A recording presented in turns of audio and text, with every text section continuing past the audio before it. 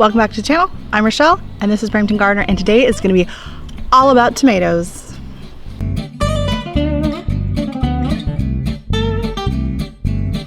So in today's video, I'm going to take you through all of my tomato varieties. So today we are going to do a walkthrough of all the tomatoes that I am growing, and yeah, there's a few mystery tomatoes, like always.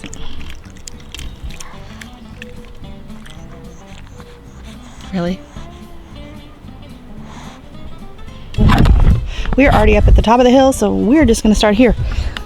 So here I believe are two golden balconies, because I had quite a few of those growing this year. They did really well, but they could be a Sean's, and one of them could possibly be a Mary Cherry. We don't know. We will find out soon. This is the Werewickai. I'll throw that name up on the screen because I do not know how to pronounce it. And this is my beautiful, it's got a little bit of sun damage on it, I think. Like it came from in the house and then it came outside, and it just had a bunch of wind and rain and sun, and I just wasn't able to really harden it off like I wanted to. But we have a ripe one coming. So this is the chocolate cherry, nope. This is the Tasmanian chocolate dwarf tomato. And it is chocked full of fairly decent sized tomatoes, which I think is pretty cool for the size of this plant. So there are two of them here. And, excuse me, Dex. So yeah, there are two of them, and I have 1, 2, 3, 4, 5, 6, 7, I think 7 fairly decent sized tomatoes on it. And this is the one that we already ate 2 ripe tomatoes off of and had a beautiful sandwich. They were absolutely delicious. Mystery tomato, I'm thinking it is a Tiny Tim, but it hasn't put in any fruit yet, so I'm not 100% sure, but possibly. I'm really excited about this one. I have never heard of it. One of the ladies that came to get some of my seedlings brought me this as a little gift, and this is called a leprechaun dwarf tomato. So I'm really excited to see what this one ends up looking like. I keep forgetting to look it up. Now we are in what I like to call Tomato Alley. So these are my indeterminate varieties that I plant along here. So this is my pineapple, Kentucky beefsteak, mortgage lifter, Brandywine, Candy Sweet, Old German, Marglobe, Pink Tiger, Bianca, Sweetie, Vintage Wine, and Pineapple. So these are all a mix of beefsteak. Marglobe, I think, is like a smaller, medium-sized tomato. You like smelling the tomato plants? Yeah. So did Gizmo. Yeah. I have a very similar picture of Gizmo last year, but the tomatoes were a lot bigger at that time. So yeah, it's going to be a variety of beefsteak, a couple medium size.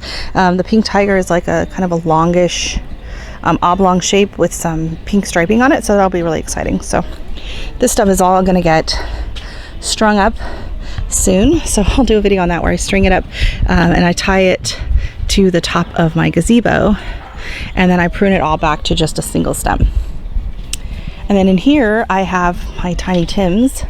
So I actually have 4 Tiny Tims in this planter. And look at this one's dry. Like everything else is super wet, and for some reason this one right here always seems to dry out. I don't know if it's just the angle the sun comes right in there and dries it or not, but look at some water on that stone. But these Tiny Tims are really, I'll see if I can block it. Like you can see, this is just gonna start. And we've been eating off of this one quite a bit already. So keep in mind, all of these dwarf tomatoes I started in the beginning of January. So that's why they are as big as they are now. And then, excuse me, Dex. My other two here are the golden balcony. And I've got some really nice, big, juicy red ripe ones on the bottom there. So once they get nice and bright yellow. And then this thing has been sitting here for quite a while. It's been doing really well, so I think I'm probably going to come in and prune out a little bit of this foliage in the middle. But I mean, this thing is just chock full of tomatoes. Look at that. So this is the summer of the tomato, I believe. And I have 2 more over at the neighbor, so I'll show you that in just a minute. But yeah, I'm going to have a lot of tomatoes this year. I'm really excited. I love using tomatoes just sliced in sandwiches. I make fresh salsa.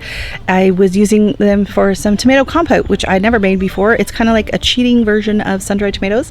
I saw the video over on Kiki at Urban Girl Gardening and Lifestyle video last year she did on tomato compote. I'm like, ooh, what is that? And I tried it, and it's so good. It is so delicious, and it's super quick and easy. It's way easier than dehydrating them and doing traditional sun-dried tomatoes. So I highly recommend that. I'll probably be doing a video on that as well myself when I get the time. Thank you so much for watching, and I'll see you next time. Bye. 2 planters over here for her. I have the Chinese ornamental peppers. I've got a dwarf tomato. I've got my one of my double tie butterfly pea vine and a watermelon. I have another watermelon there. I have a, what's that? Okay, broccoli. I have broccoli and some cilantro, and then this poor little tomato that needs a cage really, really badly. I think this is golden balcony, and that is Mary Cherry. We shall see. Hey, Dex.